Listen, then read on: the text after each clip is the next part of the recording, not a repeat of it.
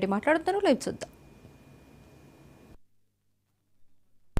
ఒక రోజు ముందే మీరు ప్రీ ఆర్డర్ చేయాలి. ఇది అభిలాషలు ఆకాంక్షలు మీరెన్నడూ నెరవేర్చలే కాబట్టి మీకు స్థానం దొరకదు.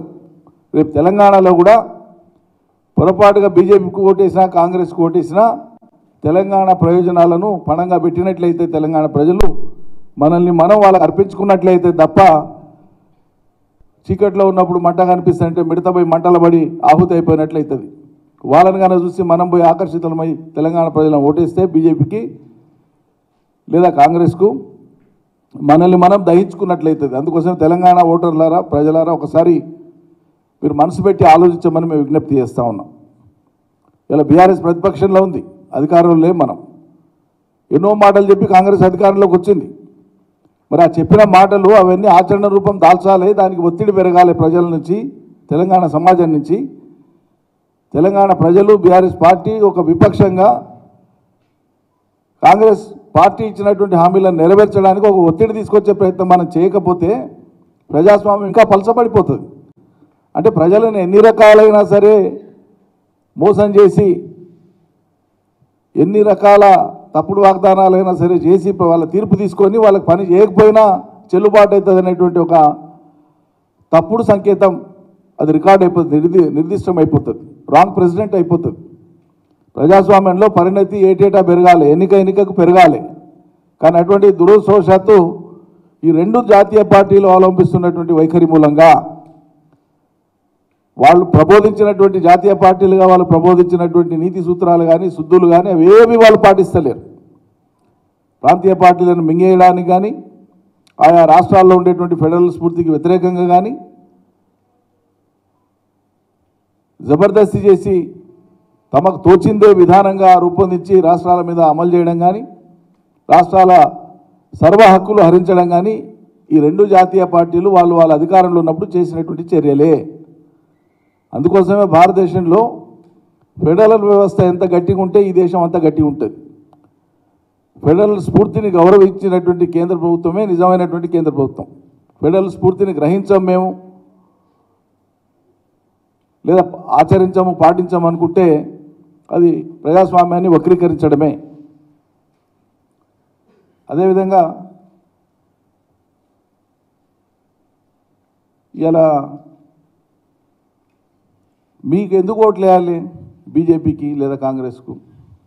బీజేపీకి బదులు బీజేపీ తీసుకున్న ఎందుకు ఓట్లు వేయాలి? ఈ రాష్ట్రంలో తెలంగాణ ప్రజలు దేన్ని చూసి వేయాలి?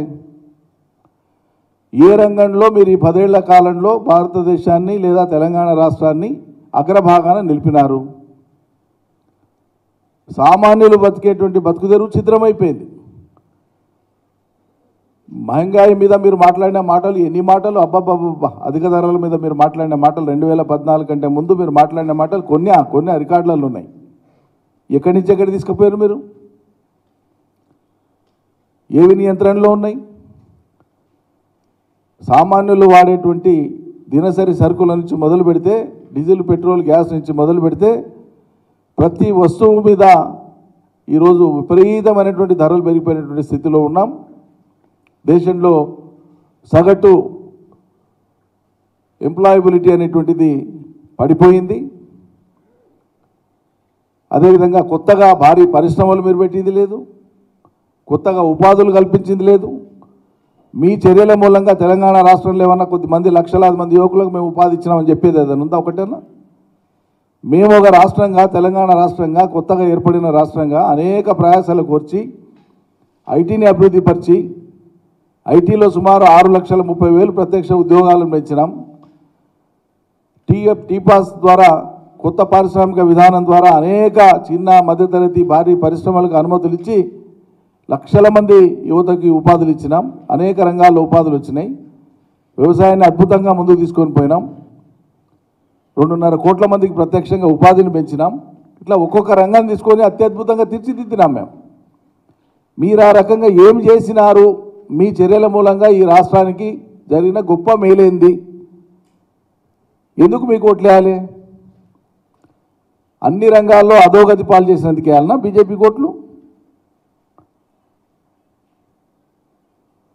ఇది ఇట్లుంటేగా కాంగ్రెస్ది చెప్పిన మాటలు అమలు చేసేది పక్కకు పెట్టి దినామో కొత్త నినాదం, దినామో కొత్త ఆశ కల్పించడం. నిన్న కోటి మంది మహిళల్ని కోటీశ్వరులను చేస్తారట. విననికే నినాదం ఆకర్షణీయంగానే ఉంది. కోటి మందిని కోటీశ్వరులు చేస్తామనేది ఎత్తి ప్రాస కలుస్తుంది. ముందు మీ చర్యల మూలంగా మీ హామీలు నెరవేర్చని కారణంగా రాష్ట్రంలో ఉండేటువంటి రైతులు ప్రజలు బిచ్చగాలు అవుతున్నారు, ఆత్మహత్యలు చేసుకుంటున్నారు, పంటలు ఎండిపోతున్నాయి, గొర్రెలు పశువులు మేకలకు మేపుతున్నారు ఎండిన పంటల్ని, నీళ్లు లేక కరెంటు లేక. ప్రజలు మీరు ఇస్తామన్న 4000 పెన్షన్ లేక అందక అధోగతి పాలవుతున్నారు. ముందు వాళ్ళు బిచ్చగాలు కాకుండా కాపాడండి. కోటి మందిని కోటీశ్వరులు చేసే సంగతి దేవుడెరుగు. ఇలా రాష్ట్ర ముఖ్యమంత్రి రేవంత్ రెడ్డి గారు ఆయన ఏం స్థితిలో మరి నాకు అర్థమైతే కాదు. మరి ఈ రాష్ట్రంలో ఉండేటువంటి విఘ్నులు కానీ మానసిక నిపుణులు కానీ చెప్పాలి. ఎన్నిసార్లు చెప్పు మళ్ళీ అదే పాడిందే పాట, అదేదో గొప్పతనం అనుకుంటున్నారో మళ్ళీ నాకు అర్థం కాదు. ఆ భాష మాట్లాడడం, గుడ్లు బీకి గోళీలాట ఆడతామంటారు, తొండలు వదులుతామంటారు, మానవ బాంబులు అంటారు.